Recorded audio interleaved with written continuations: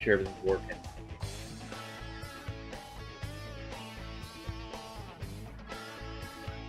People can't make things happen in the morning. All about making things happen, right?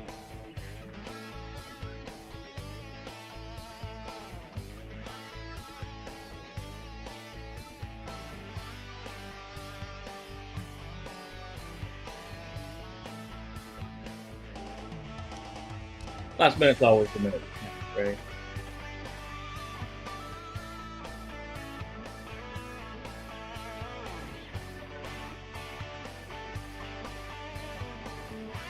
Where are you at?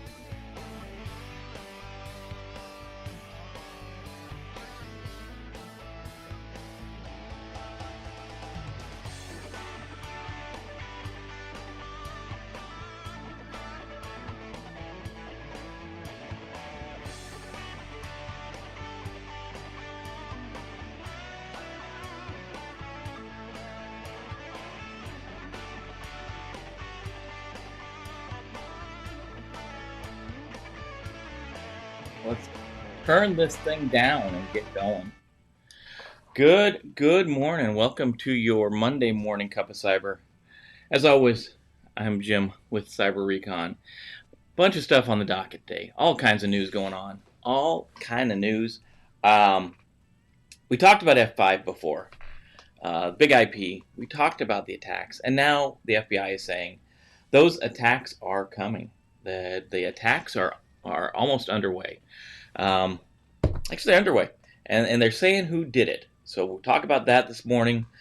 If you're running Docker, I know a lot of people are running Docker. Docker is great, and we're going to talk about Doki and how people are trying to go after your Linux boxes now.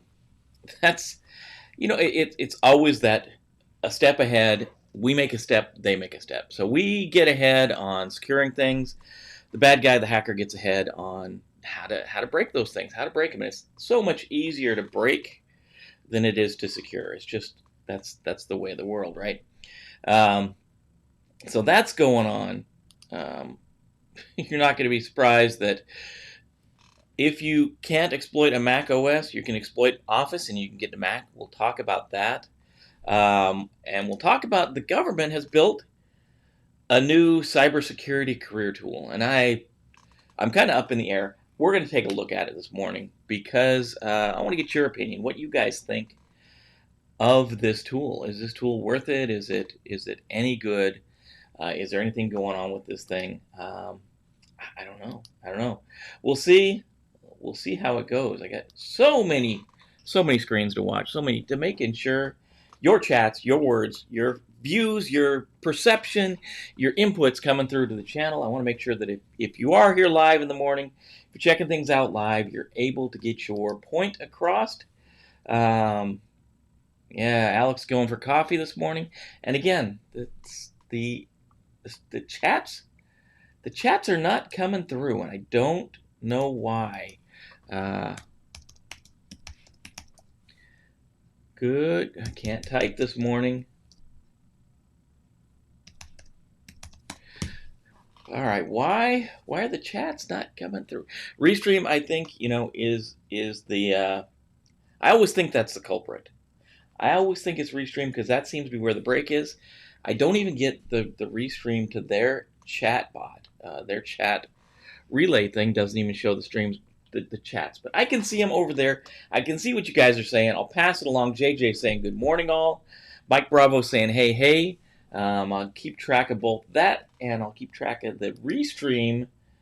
I I don't even see the restream. The restream chats are just broken. So I guess, um, yeah, we'll be looking at. We'll be watching the YouTube chats. I don't know why. Let me see something. Yeah, it's not hooking up. It's not connecting. It's not doing what it's supposed to do. That's not going to keep us from doing what we need to do. It's not going to keep us. It's not going to keep us down, man. We're going to keep rolling on. I see you guys there. Sam Ross, nice catching up with you, sir. It's always good seeing you guys in the morning. There is so much going on. It's a Monday. We know that Monday is full of all kinds of stuff, all kinds of things going on Monday. So if you're out there on Twitch and Facebook, unfortunately I'll try to keep an eye on the chat, but I just don't see the chats very well, and I blame Restream. I'll get on the line with them one more time today. I'll see if they can fix it. I'll see if they can fix the chat. Everybody else I talk to says they don't have problems with the chats. We do. We have these issues. It seems like there's always issues with the chat. So if you don't know, if you're new here, if you've never been here before, this is Cup of Cyber. Every weekday, I should say. Every weekday we look at the cyber news of the day. We hit pull. We call the top events. We bring them to the forefront. We talk about them in a live interactive forum where you guys can throw your chat back at me, and we'll talk about them. We do this every morning, 7:30 East Coast time here in the USA. If you're somewhere else, if you're somewhere across the United States or somewhere around the world, adjust the time as normal or watch it later in the day. That's obviously how we go. If you have not watched it on YouTube, YouTube is the preferred channel because that's where I can see your chats best. I know I can see the chats off of YouTube. If you haven't subscribed, obviously this is the advertising part. Hit the button, subscribe to the channel, like the video, share with your friends, hit the bell to be notified, all the thing the YouTubers say, because that's what we need. That's what we need. You need folks to share the news, I guess, so we can share the news. With that, let's jump the intro and we'll talk about the news.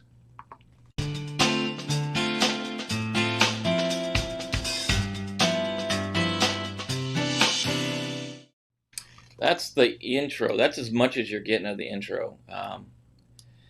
Yeah, we talked about this. We talked about the problems in the F5 networking, the big IP stack, the devices they have out there. We knew there's vulnerabilities in there. We knew there were problems. Iran cyber operators. It's funny. The APT names always make me laugh a little bit.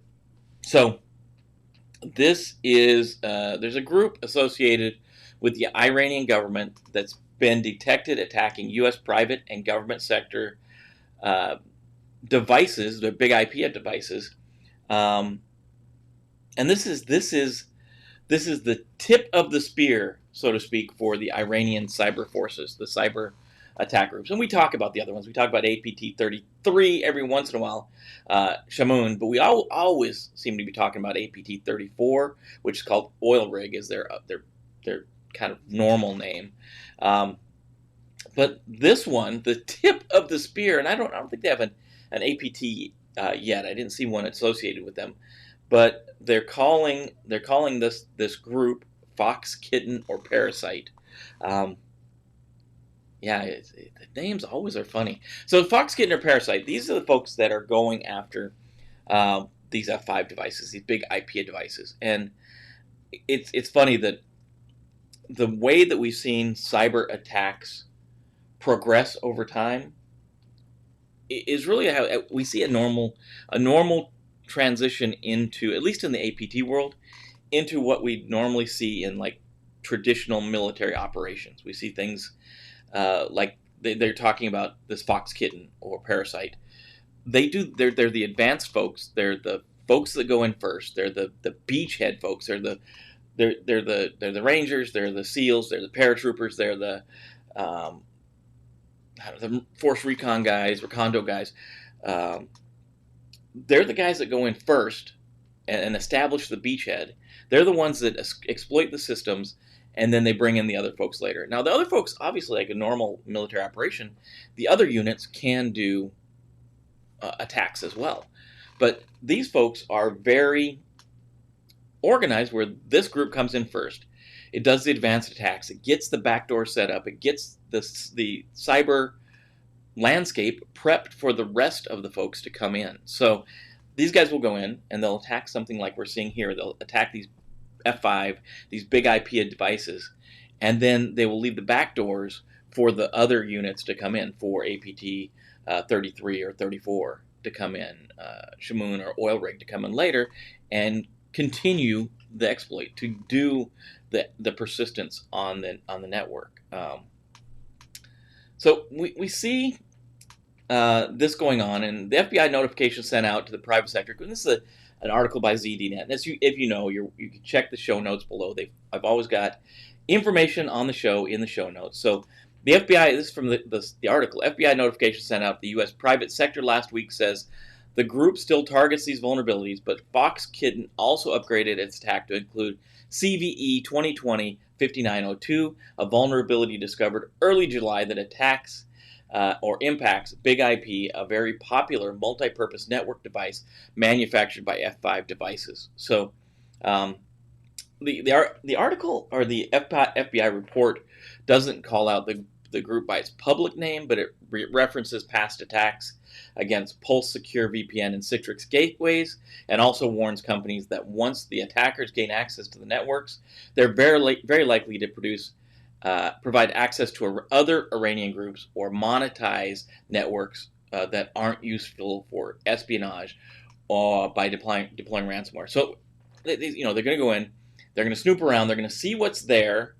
If it's something that's useful for we're going to say it looks like if there's something useful for the Iranian government, then they'll hand it off to one of the APC groups. If it's not useful to the Iranian government, then they'll deploy ransomware to make some money off of the site. Paul, good morning. Paul, good to see you. Again, chats are broken this morning because of thinking restream. Clandestine operations, yeah, Mike Bravo, you're exactly right. The FBI put out an official notice following hold on, a little illy coffee for me. There we go.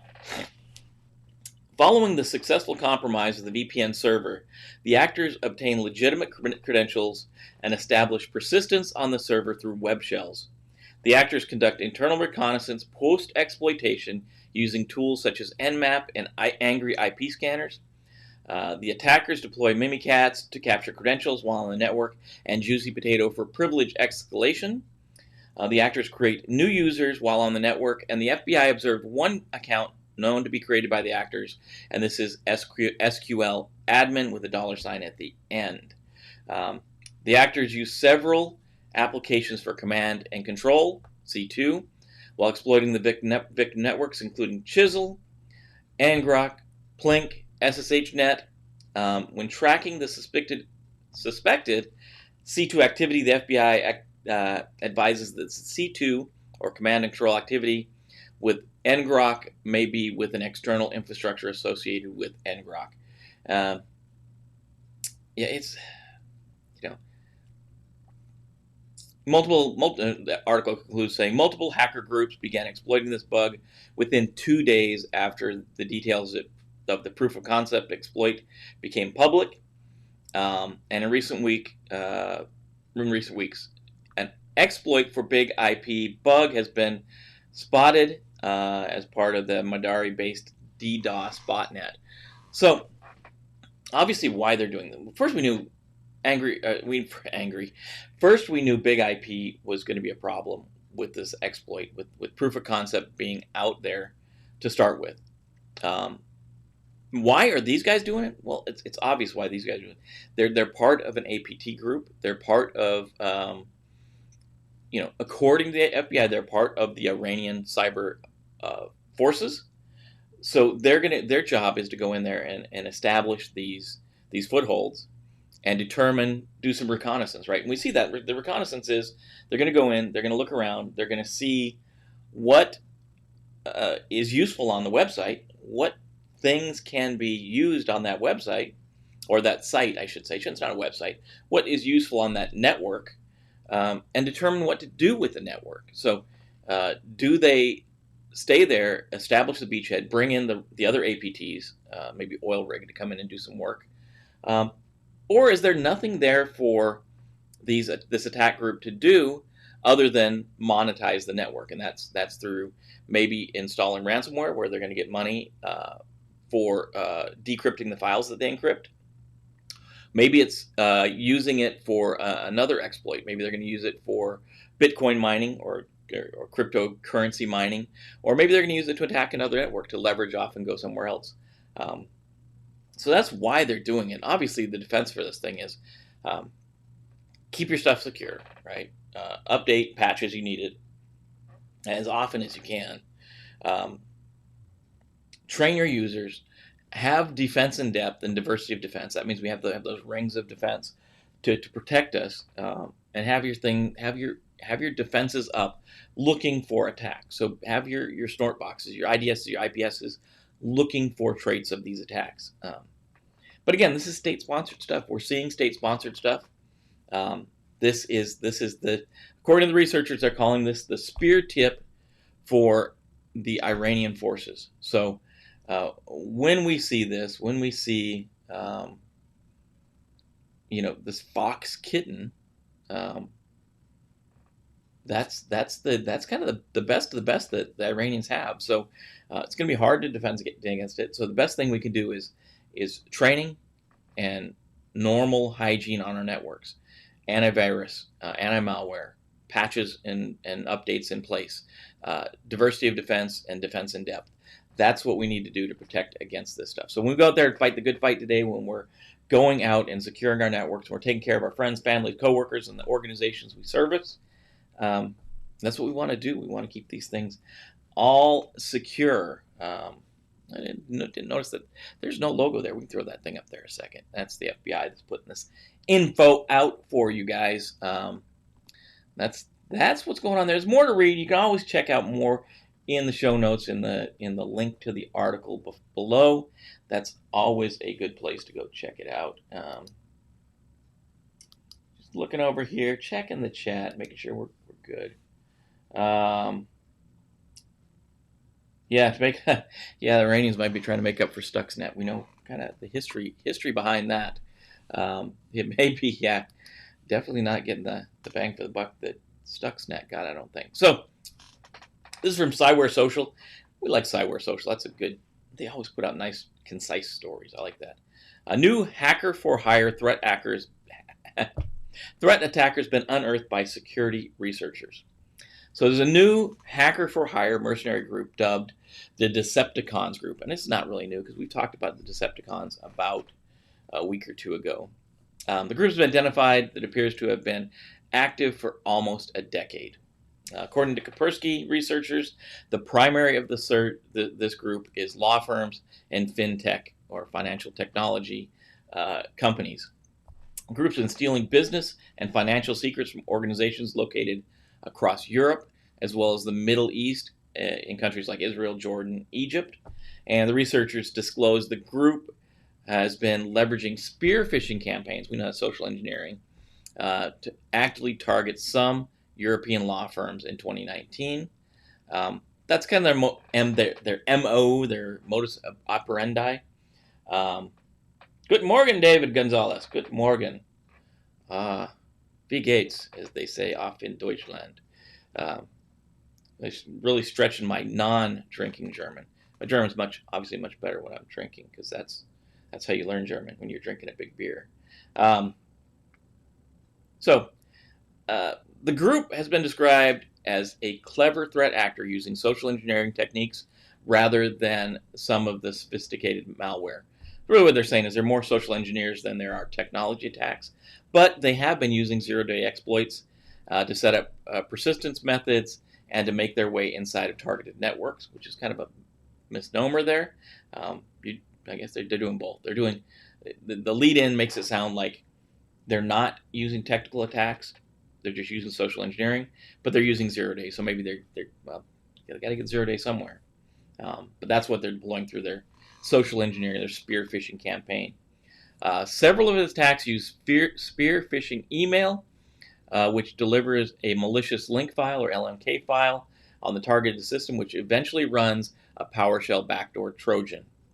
Um, so, they talk more about Decepticon Group is not the only hacker for hire mercenary group.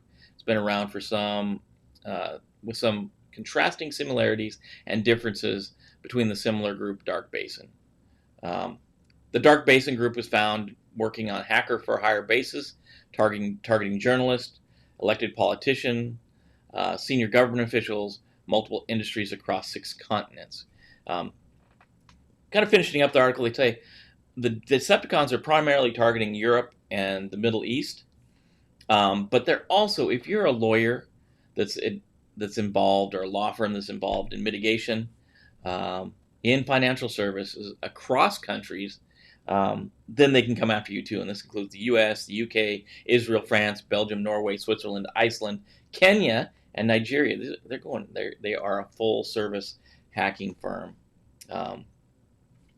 The bottom line from Cyware, the commercialization of malicious hacking services is concerning trend for organizations globally, and has made it easy for entities with hostile intentions to exploit their targets and cause operational and financial and reputational harm. That's it exactly, right? So these guys are they're cyber mercenaries, right? So cyber mercenaries, we talk about 2 of them here, Decepticons and Dark Basin. There's plenty more out there. So what they've done is they're not going to go out and they're not doing anything for their own. They're not going for their cause. They're not an APT like we just talked about, oil rig, or Fox Kitten. They're not doing it for an ideological purpose. They're not doing it for a targeted reason. They're just doing it for pure monetary gain. So they're offering their services to the highest bidder to go out and do what that bidder wants them to do. So they really don't care who they're going against. So again, we've got spear phishing here is one of their main targets, one of their main gateways into the networks is spear phishing. And we know the biggest defense against spear phishing is education. End user education is what we have to do. So again, if we're taking care of our friends, family, coworkers, and our organization, we have to push education, end user education, so they know not to click that link. And that spear phishing attacks are getting better and better and better. So we know we have to defend against them in more extreme ways. The other things we can do is our network hygiene. We always talk about patching systems, defense in depth, diversity of defense, updating systems, making sure we have updated malware protection in place and is current. That's what we've got to do. That's how we protect against some of these things. So hackers for hire out there, it's definitely the trend we have to watch out for, and it's growing as always. All these things are going. If you use Docker, so many people are using Dockers. And Docker is just a virtualization layer on top of a server that allows us to compartmentalize an application. So it's like running a virtual machine, right? But we're just running a virtual machine to contain only an application. So it is really effective. So we could virtualize servers. So we use something like VMware. We virtualize servers, and then on top of those virtualized servers, we can run Docker containers, and those containers can be different applications that are isolated from each other. So this is an article, again, Cyware Social. Their story leads off, Linux offers great applications for personal and small business financial management, making it a widely used OS, which means notorious network infiltrators have their prying eyes on it. In one of the longest ongoing campaigns, hackers have designed new tools and techniques specifically to tamper with Linux infrastructure. So we talked about ngrok just a minute ago. Ngrok mining botnet campaigns with Docker malware. So in July, researchers detected an attack that involved a completely undetected Linux malware and previously undocumented technique using blockchain wallets for generating command and control domain names. An active ngrok mining botnet campaign, active for at least 2 years, has been targeting exposed Docker servers in AWS, Azure, and other cloud platforms. The campaign is also deploying fully undetected backdoor named Doki. A multi-thread Doki malware is different from the standard crypto miners typically deployed in this attack. The campaign is primarily focused on taking control over misconfigured servers and exploiting them to set up their own malicious containers with crypto miners running on the victim's infrastructure. Obviously, that's telling us right up front what we can do to prevent this is we configure the containers securely. And there's the Center for Internet Security has a profile, a baseline, a benchmark they call them, to tell us how to build our Docker containers. Linux has it as well. We know how to secure the container. We just don't do it, right? We have to do it. We have to push the IT folks to secure their systems. And sometimes that's a challenge. We know that's a challenge to get the IT folks to secure stuff because their end goal is to get up and running, to get the services working, to make things happen, to get infrastructure up and running. Our job on the security side, the risk side, the cyber side, is to make sure that those things are running securely so that we don't have these problems. So can you imagine pushing out a bunch of Amazon servers running Docker containers that get exploited and they just become crypto miner servers? And we don't even know about it. That's the worst part about this. So malware capabilities, according to the article, Doki malware has managed to stay undetected for over 6 months from any of the 60 malware detection engines in virus total, in spite of it first being observed in January 2020. The malware uses scanning tools such as ZMAP, ZGRAP, JQ to scan the network for ports associated with Redis, Docker, SSH, and HTTP in compromised systems. Then they dynamically generate the C2 domain in real time. Doki uses the Dyn DNS service and a unique domain generation logarithm, or DGA, based on Dogecoin cryptocurrency blockchain. Their closing lines from the article, the bottom line is that cybercriminals are continuously evolving their techniques to evade detection and propagate their attack campaigns through innovative command and control channels. The malicious blockchain technology and Doki malware is yet another technique of this kind that make it hard for security teams to detect it. With relevant analysis and intelligence insights, security teams can devise innovative methods to thwart such threats. So really we're talking about, why they're doing this. The why of the attack is to get the crypto mining botnet set up on someone else's infrastructure, right? So they want to get the money from the crypto mining, they being the attacker, want to get the money from the crypto mining, but they don't want to pay for the servers. So they want to find people that have misconfigured Docker containers or Docker servers out there. So Linux servers with the Docker service running on them that's been configured poorly that they can exploit. And once they exploit it, they can install their malware on it. And then they can begin making cryptocurrency to make money. So it looks like the biggest defense against this thing is securely deploying Docker containers. So again, go out, I think on CIS, even if you don't have a Center for Internet Security account, you're not paying for it, you can still go out and get the benchmarks. You don't get all the cool tools like the cat tool and all that stuff, but you can go out and get the benchmarks and secure your Docker container. So obviously this is probably not something most people are using at home. So your friends and family are probably not exposed to this threat, but your coworkers and your organization could certainly be exposed to the Docker threat, this Doki malware. And again, we know if you're not keeping your malware updated, you're probably not going to pick this thing up because for the last 6 months, malware scanners have not picked it up. Hopefully everything's being updated now so they'll see it and they'll notify you that you've been exploited, but then you've got cleanup. So it's better to that ounce of prevention is always better than that pound of cure. So up front, we need to put our defenses in place, right? So deploy your systems, all systems, with secure configurations. I don't care what you call them, baselines, benchmarks, the profiles, whatever you call your systems that are securely set up. That's how we want to do it. We want to have a secure setup for our configurations, right? And that's That's number one. And then network hygiene, defense in depth, diversity of defense, all of those good things that are going to provide protection for this. In this case, we're talking about education too, but in this case, we want to educate our admins, educate the IT folks that are building this, and that's why, when the folks at like NIST and NICE, when they talk about, um, the different types of training, you want to have training specific for server admins. You want to have training specific for your cybersecurity professionals. You want to have specific training for your normal end users.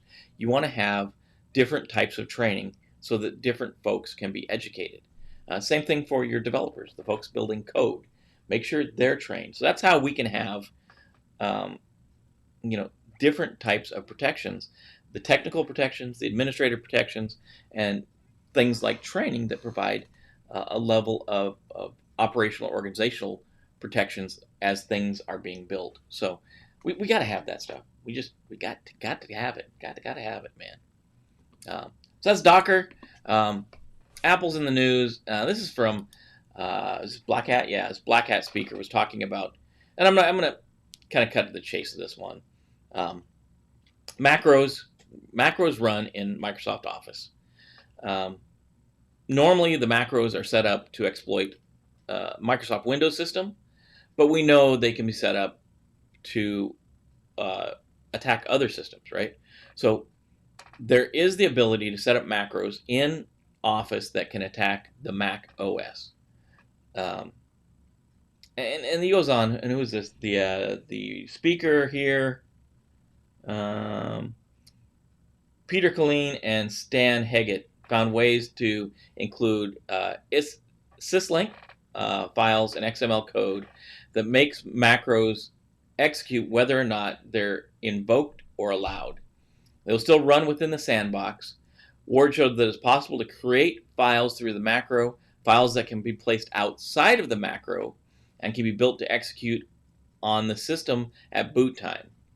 That combination is the key to persistence and the golden ticket that attackers pursue in any campaign. It says they normally have to have two things that happen, right? They have to have, someone has to download a file with the macro in it, and then when they execute the macro, they have to allow that macro to be executed. So that's the end user. So again, end user education is the big one here. I guess this is the trend of Monday, is just talking about end user education. So that's one of the things we got to do. We got to educate the end users, and then this thing is being able to run outside of the macro, so it can be run outside of the normal sandbox. So what kind of file can fit this twin bill of those two things? Ward found the zip file downloaded dropped within the proper subdirectory will be invoked automatically, while the latest macOS endpoint security framework should detect such a file's creation. Ward said that there's room for research there. So again, we get a lot around this article. Again, we think about the macro. Two things we got to do. We got to get the end user as an attacker. We've got to get the end user to download the file with the macro in it. Then when the macro runs, we have to get them to accept the macro running. So these folks say that there's the ability to get by that second part if we code the macro precisely and drop it in a precise directory.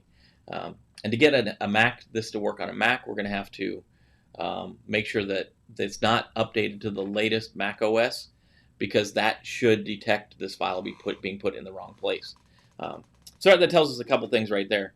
End user training, you get these files with macros in them, don't run them. And upgrading and patching our systems on a regular and consistent basis, right? So if we have the latest Mac OS endpoint security framework, this thing's you're not going to be able to put that file in the directory that it needs to be put in, so they can run outside of the sandbox and relaunch every time the system reboots.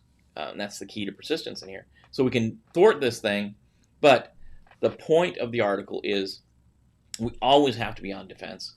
We always have to have these protections in place. And I've talked about this plenty of times. If you're running Linux, if you're running Mac, you still have to have some type of malware protection. A lot of folks don't think they have to, but this is another example of why you do. We should be doing this. It's normal hygiene, alongside everything else. End user training, um, diversity and defense in depth. That's all good stuff. So, why would someone do this? Obviously, they would do this to try to exploit the system so that they can maybe pivot and exploit the network, or maybe it's to get specific information off of the system that they're attacking. Um, we've got protections in place, so we want to protect against this kind of stuff. And then our last news story of the day is my favorite organization with my least favorite name, CISA. So the U.S. government launches a cyber career path tool. U.S. Cybersecurity and Infrastructure Security Agency, or CISA, this week announced the availability of a free tool designed to help users identify and navigate potential career paths in cyber. And this is from Security Week. The new Cyber Career Pathways tool, and they provide a link to it, and I'll give you that link as well, focus on 5 workforce categories: IT, cybersecurity, cyber effects, which is defensive and offensive cyber capabilities, cyber intelligence, and cross-functional, which is IT management, law enforcement, that thing. There are a total of 52 work roles across these categories. Users can select a work role in the tool, and it'll provide them with the description of the job and the task they perform, as well as the knowledge and skills and abilities, KSAs, one needs for the job. The Cyber Career Pathways tool also provides a list of the top 5 related roles based on tasks, knowledge, and skills, and abilities to share. So he says more in there. It's just saying the importance of getting this tool out there in people's hands so they can determine the way they want to grow their career.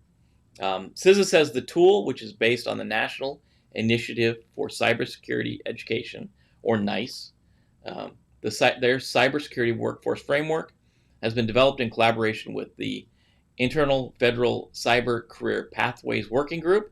That's a mouthful, which includes CISA, Defense Department. It's funny they call it the Defense Department, Department of Defense, and Department of Veterans Affairs. JJ says, just like 8570 being replaced by the DoD 8140, which I'll never call it that, JJ. I don't know if anybody does. Looks to be coming together for roles, trainings, and skill sets. Yeah, I agree. And let me get some of the junk off this other screen over here. It should open up just fine and dandy. But if we switch over to look at this thing, right? So, wow, I'm kind of at the bottom of the screen here. Look at kind of. Hold on a second, guys. There we go. It's a little bit better. Let's do that. We'll put me in there. So this is the Cyber Careers Pathways tool. I thought I'd bring it up because it's not a bad tool. And you see there are 5 areas here. There's IT, and if we go through each of those, they'll kind of the image on the bottom changes. These are all interactive, right? Cybersecurity, cyber effects, intel or cyber intel, and like as you'd expect, the intelligence you can't go there. You can't get there from here, buddy. You can't get to the intelligence domain. That's kind of dotted out. You can't go to it. And then the cross-functional area down the bottom brings that stuff up. So it's kind of cool. You go to your cyber effects, you can see, target developer, and you can see where they're linked. So if you see these links coming off as you go from one to the other, yeah, Mike Brow was saying 8570 will never go away. I always call it 8570 subset. JJ says, like when people call information security cybersecurity, yeah, not equal to. Agreed, IA for that matter too. Yep. So it's kind of a cool tool. I think it's missing a few things. Like if we go into cybersecurity, they do have security control assessor, which I think is good, and they've got their links to system security analyst, authorizing officials designated rep, and you can't see it down the bottom there, but vulnerability assessment analyst. Wow. It is Monday, guys. But you can see those things. If you actually, but I don't see like pen tester. I don't see a lot of the normal names I would see. So I guess security control assessor they're leading into that will be kind of what they consider to be a pen tester. And if you click on this, click on it, it's going to load little details about it. So here's security control assessor. Here's the top 5 related roles to this task and ability. The OPM of Office of Personnel Management, their ID. Here's the specialty area, risk management. And then we have tasks. Here's a bunch. If you want to get into this job, here's the tasks you need to know. And let's start at the top here. Manage and approve accreditation packages, right? I don't know that I agree with that. This is a security control assessor, a SCA. Manage and approve accreditation packages. They really don't have anything to do with the accreditation package other than building the security assessment report. So I don't know. I believe in that. I think that ties into these other tasks. Maybe you want to become a SCA, and that's going to take you over to being a authorizing official or authorizing official's designated representative. Then you wouldn't even you'd approve them. Yeah. Perform security reviews, identify gaps in security architecture, and develop a security risk management plan. Part of that I agree with, right? So there's tasks. The knowledge, what you need to know, knowledge of computer networking concepts and protocols, and networking security methodologies, and they're tied to the core knowledge, like K001. And I guess these are specific to each job role, because I can't imagine this one getting all of them just in order. So these are A's, and C's. I don't know what the legend equals. Mike Bravo said, I've banked up against the 8140 for SOC work, but once I left that for IA, 8140 went out the window. That's great. Skills, obviously skills to conduct vulnerability scans, recognizing vulnerabilities in security systems. And again, they're all listed here, and it's going to be like some kind of, and I'm not sure, I guess this is with a nice framework, this A in the front, or it's a C in the front. I'll have to dig into that a little more for you guys. Abilities, same thing. Ability to identify systemic security issues based on the analysis of a vulnerability and configuration data, and then capability indicators. Credentials or certifications. Recommended, yes. Doesn't really, it says, this says credentials and certifications, but I don't see any certifications listed here. It says certifications that address managing and maintaining troubleshooting. It's funny they didn't tie it into 8140, now that I get the number in my head. It's funny they didn't tie it into those certifications. You think that would be listed here if there's specific certifications that you need for that job role. It's funny they left that out of this thing. It's funny it's missing. Mike Bravo was saying, supporting Air Force contracts, we seemed more apt to use 8140 to draft job descriptions. JJ saying, as I'm preparing to separate and looking at jobs on clearance jobs, I've noticed that across jobs, most of the big time companies literally copy and paste descriptions. Yeah, I know. Most of the companies I've worked for will get 1 or 2 job descriptions and they just modify that along. They do that. Smaller 8C companies will do the same, but will have worse grammar. Yeah. So yeah, it's cut and paste, and that's what I'm going to say, especially for you, like folks like you, JJ, that are getting ready to transition, folks that are transitioning into the job, folks that are transitioning, say, out of the military into this kind of stuff. When you see the job description, if you don't have all the requirements, and you guys have heard me preach this before, if you don't have all the requirements, apply for it anyways, because just like you guys have said, it's a cut and paste of a job posting that they've used before. They've probably used for 10 years. And the hiring manager is just trying to get that done so they can get a job rec posted. The HR folks don't have any idea what's going on. I'm not saying any business in general. I'm saying this is across the board. And you just need to get to the hiring manager. You need to get that interview with the hiring manager so that you can tell them what you know. And that's really what they want. They want somebody that can do the job. And, there's going to be some requirements that they can't waive. Maybe education is one of them. A lot of times they will. If you get to the hiring manager and you can prove that you're going to be a valuable member of the team, most of those requirements can go out the door and they'll bring you in. And you got to fit with the team. You can't be an a-hole, right?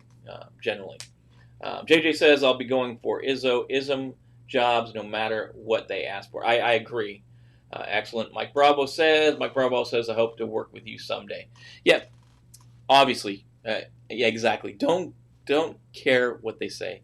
You used to say paper was free. You used to have to print your resume and send it in. Now electrons are definitely free.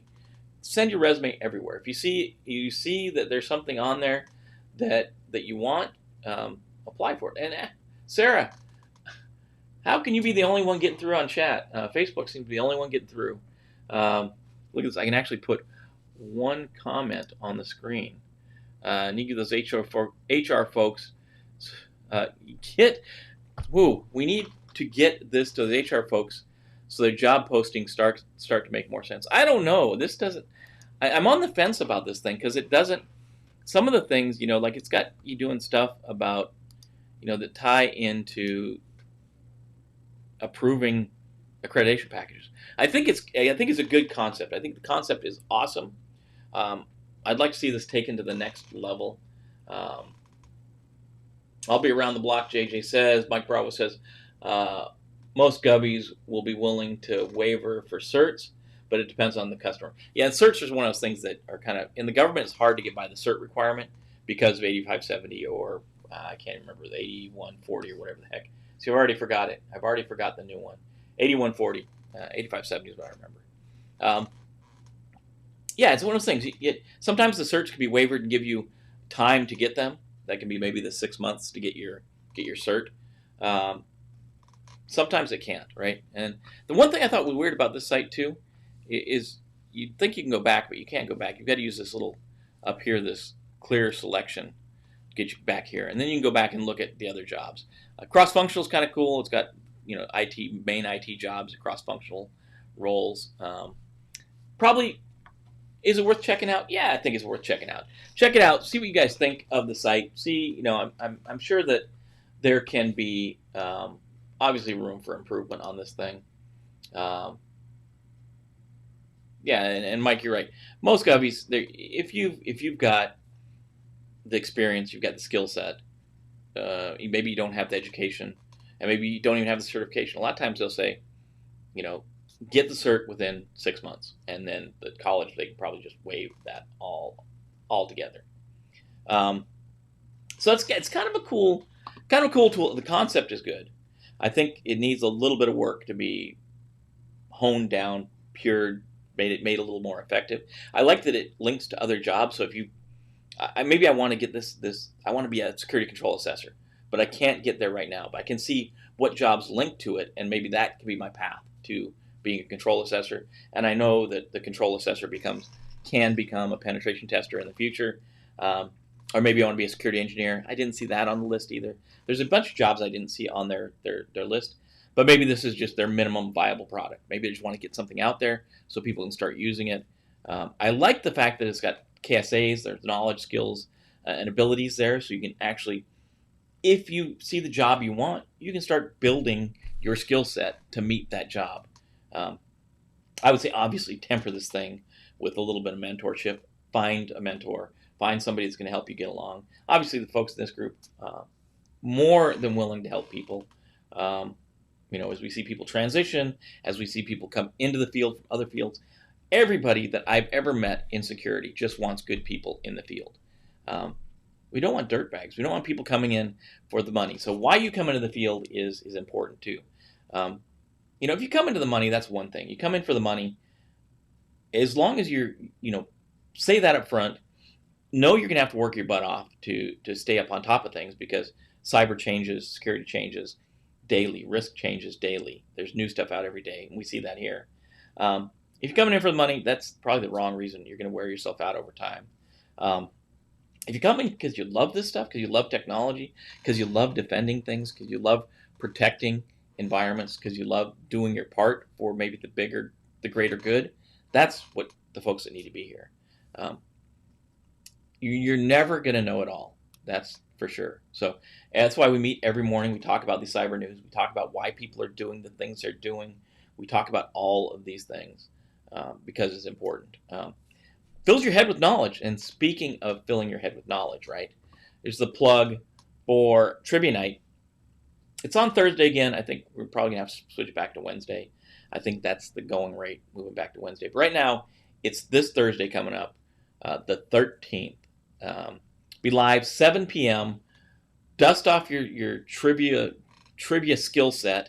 Cybersecurity Trivia Night, 7 p.m. East Coast time, right here on YouTube. We'll put the link up when it's getting closer because you can't put them too far in advance. 40 questions seems to be we did 50 before. I think 40 is the golden number.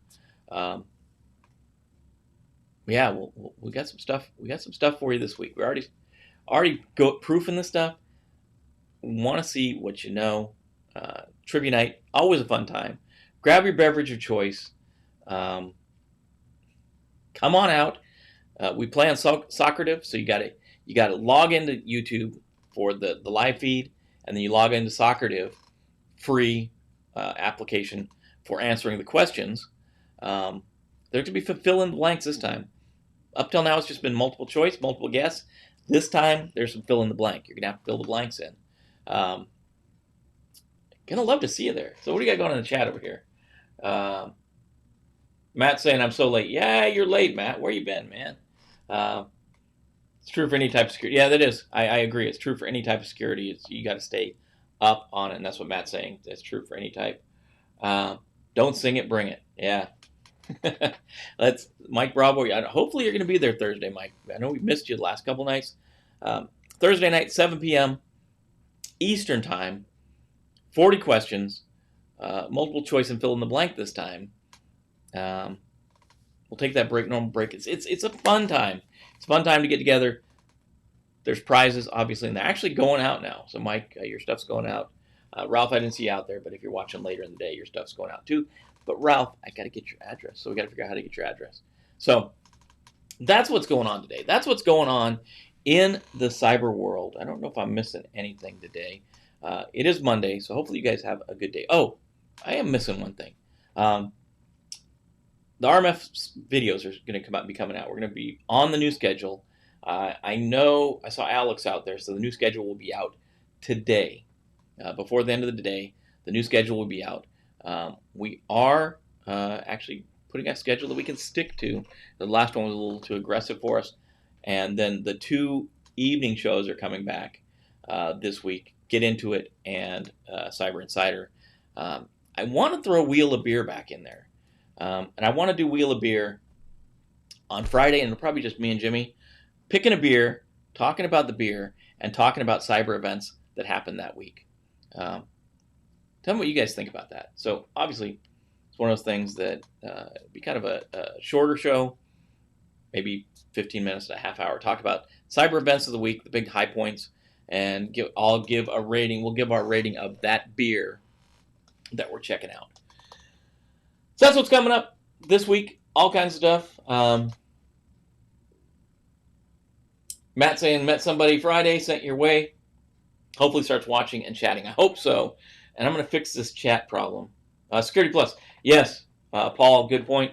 Security Plus video is coming out this week too. So Security Plus, ITF Plus. We'll start putting the Cloud Plus stuff out. Let's meet up in person to do moonshine cyber fights. Mike Bravo. I think JRTC comes to mind, and the big squared circle out in JRTC or NTC when you got to get that stress off your back. Yeah, so that's what's going on. As always, I'm so glad you guys could be here this morning. You got a lot to do today. You got to go out there and secure systems. You got to train your friends, family, and coworkers to do the right thing. We got organizations to protect. So go out and, as Mike's going to say, go get some. I'm going to say do the thing you need to do. Protect your friends. Take care of yourselves. As always, I'm going to ask you to like, subscribe. Do like Matt did. Share with your friends. We need more people on here talking. Go get some and be good. We'll see you guys tomorrow, 7:30 Eastern time, right here, same place, Same time, same place.